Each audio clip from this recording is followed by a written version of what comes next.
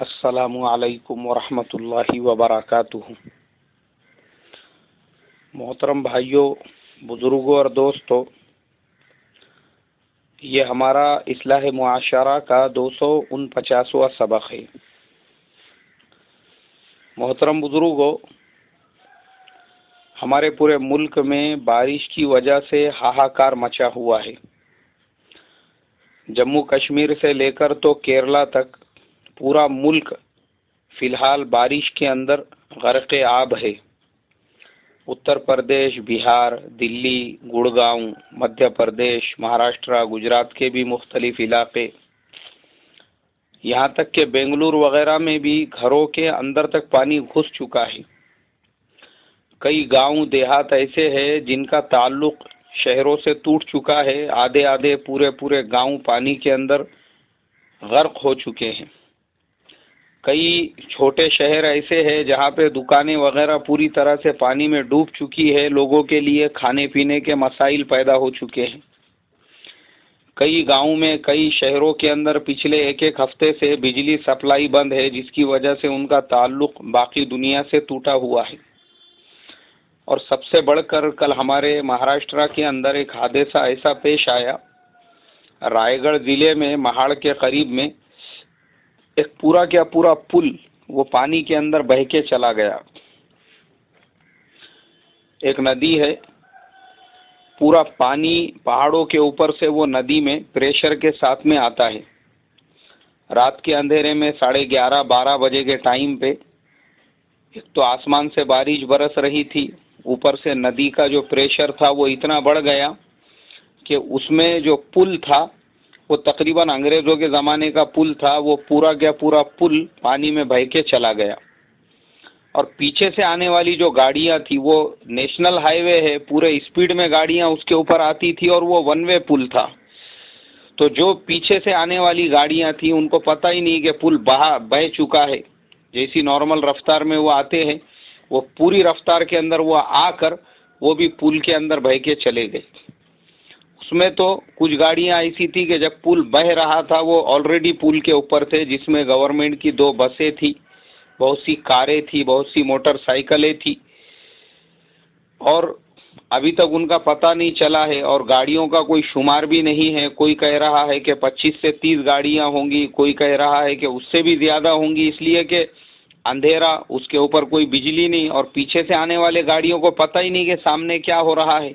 گاڑیاں آ کر پل کے اندر گر رہی ہے اور پانی میں بہہ رہی ہے، اور گورنمنٹ کی اتنی بڑی بسیں، ایک بس میں 60 پیسنجر کی کیپیسٹی ہوتی ہے، ان کا بھی ابھی تک پتہ نہیں چلا، اور یہ بھی پتہ نہیں ہے کہ اس کے اندر کے جو مسافرین تھے ان کی تعداد کتنی تھی۔ تو اس وجہ سے میں آپ تمام لوگوں سے درخواست کروں گا کہ آپ تمام لوگ خصوصی دعا فرمائیں، اللہ تبارک و تعالی عافیت کا معاملہ فرمائیں۔ یہ جو بیچارے غریب لوگ ہیں، گاؤں دیہات کے لوگ ہیں، جن کے پورے گھر ڈوب چکے ہیں، جن کی بستیاں ڈوب چکی ہے، اور خاص طور پہ یہ حادثے کے اندر جو مرنے والے لوگ ہیں، یا حادثے کے اندر جو لوگ بہہ چکے ہیں، ان کی تلاش کا کام جاری ہے۔ تو اللہ ان کے ساتھ بھی عافیت کا معاملہ فرمائے۔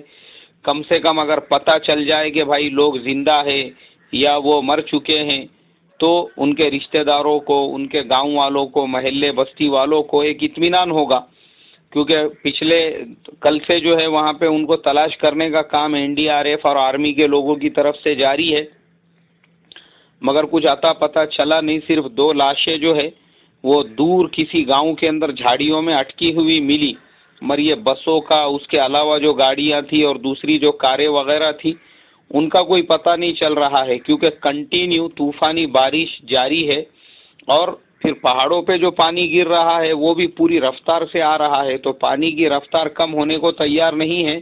اس وجہ سے تلاش کے کام میں بھی جب تک پانی کی سطح نیچے نہیں ہوں گی، پتہ نہیں چلے گا کہ گاڑیاں باقی بھی ہے، کیونکہ وہاں سے ایک 8-10 کلومیٹر پہ پھر سمندر شروع ہوتا ہے، وہ ندی جا کے سمندر میں مل جاتی ہے، تو یہ بھی پتہ نہیں چل رہا ہے کہ وہ گاڑیاں پانی میں ہی ہیں یا سمندر تک پہنچ چکی ہے۔ تو آپ تمام لوگوں سے درخواست ہے، پورے ملک کے جو حالات ہیں ان کے لیے خصوصی دعا فرمائیں، اور موسم وبھاگ کی طرف سے یہ بھی کہا گیا ہے کہ اگلے 48-72 گھنٹوں میں اور بھی طوفانی بارش ہوں گی، تو بہتر یہی ہے کہ لوگ اپنے اپنے گھروں میں رہیں.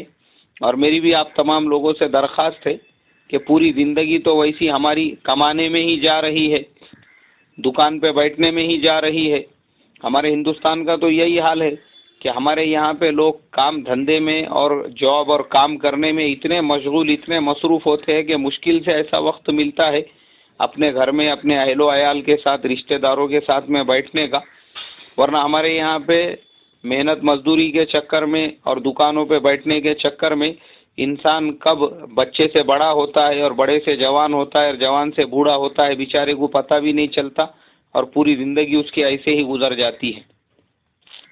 تو اس کے لیے ہم بھی پوری زندگی تو ہماری کمانے میں جا ہی چکی ہے، گھر میں ایک دو دن رہیں گے تو پتہ چلے گا گھر کی مستورات کے اوپر بھی کیسی کیسی تکلیفیں آتی ہے، ان کو بھی کس کس طریقے سے ہر ایک چیز کو ہینڈل کرنا پڑتا ہے، کیسے محنت کرنا پڑتی ہے، کیسے کام کرنا پڑتا ہے، کس طریقے سے گھر کو چلانا پڑتا ہے. اور پھر اہل و عیال کے ساتھ ایک دو دن رہنے کا بھی آپ کو موقع مل جائے گا. ورنہ ہوتا یہ ہے میرے محترم بزرگوں، ہمارے یہاں پہ کام دھندے کے لائن سے مشغولی کی وجہ سے بعض اوقات تو ایسا ہوتا ہے کہ خود باپ کو پتہ نہیں ہوتا ہے کہ یہ میرے بچے ہیں، اور بچوں کو یہ پتہ نہیں ہوتا ہے کہ یہ ہمارے ہی ابا جان ہے. وہ ہمارے مولانا یونس صاحب رحمۃ اللہ علیہ ایک واقعہ سناتے تھے. ایک آدمی رات کے وقت میں گھر پہ آ رہا تھا تو اس نے دیکھا گلی میں ایک چھوٹا سا معصوم بچہ رو رہا ہے. تو اس نے پوچھا کون ہے، کیا ہے، مگر وہ بچہ مسلسل رو رہا تھا. کوئی جواب دیا نہیں تو وہ اپنے گھر پہ بچے کو لے کر آیا. بیوی سے کہا یہ کوئی بچہ ہے باہر رو رہا تھا، اس کو رات بھر رہنے دو، صبح ہونے کے بعد میں پتہ کر کے جس کا ہے اس کے گھر پہ پہنچا دینا. بیوی کہنے لگی یہ ہمارا ہی بچہ ہے. تو وہ آدمی کہنے لگا ارے ہمارا بچہ ہے اور مجھے پتہ نہیں. تو بیوی نے کہا آپ کو کیسے پتہ ہوگا، صبح میں جب آپ کام پر جاتے ہیں تو سارے بچے سوئے ہوئے ہوتے ہیں، اور رات کو جب کام پہ سے آتے ہیں تو اس ٹائم پہ بھی سارے بچے سوئے ہوئے ہوتے ہیں. آپ کو سالوں ہو چکے ہیں اپنے بچوں کے ساتھ میں وقت گزارے ہوئے، کیونکہ پوری زندگی تو پیسہ کمانے میں ہی جا رہی ہے. اور ہمارے یہاں لوگ کرتے بھی ایسا ہی ہے کہ پوری لائف کمانے میں لگا دیتے ہیں اور بعد میں ساتھ میں کیا لے کر جاتے ہیں، کچھ بھی نہیں لے کر جاتے ہیں. یہاں تک کہ ساتھ میں لے جانا تو دور کی بات، اولادیں وہاں تک کا وقت ہی نہیں آنے دیتی ہے. اس سے پہلے ہی باپ کی کمائی ہوئی پوری محنت کا جو پیسہ ہے، دولت ہے، اس کے اوپر قبضے کر کے بیٹھ جاتی ہے. اور یہ بیچارہ جس نے بچپن سے جوانی اور جوانی سے بڑھاپے تک محنت کی تھی، یہ جیسا تھا ویسا کیا ویسے ہی محروم رہ جاتا ہے. تو اس کے لیے میرے محترم بزرگوں، آدمی کے اوپر اس کے بدن کا بھی حق ہے، اس کے اپنے صحت کا بھی حق ہے، اس کے اپنے اہل و عیال کا بھی حق ہے، بیوی بال بچوں کا بھی حق ہے.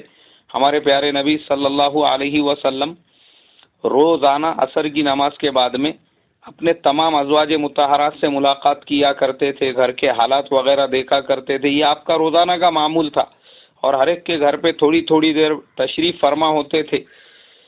تو یہ بھی ایک ہمارے نبی کی سنت ہے.